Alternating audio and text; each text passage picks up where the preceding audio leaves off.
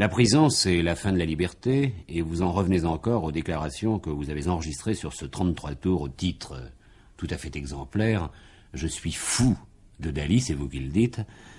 Mais enfin, cette liberté. La mort me fascine comme me fascine la prison. Parce que si une chose je haïs sur toutes les forces, c'est la liberté. Quand j'étais jeune, j'étais un enfant gâté, j'étais complètement libre, je pouvais faire tout ce que je voulais. Alors, j'étais angoissé, j'étais dérouté, j'étais plein d'une anxiété extraordinaire. Parce que je me disais, est-ce que c'est mieux que je dessine ou que je peins? Ou alors, au lieu de peindre, peut-être je ferais mieux de faire un poème. Au lieu de faire le poème, je peux sortir avec les garçons, ou alors avec les filles, ou aller au cinéma, ou aller au concert. Donc je pouvais faire tout ce que je voulais, j'étais la liberté absolue, et j'étais pris d'une angoisse terrible.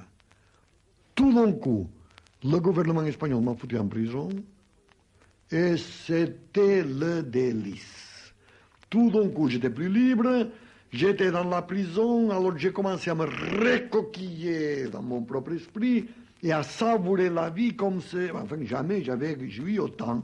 Alors je me suis rendu compte que ce qui tue le monde actuel, c'est la liberté. On peut faire tout ce qu'on veut.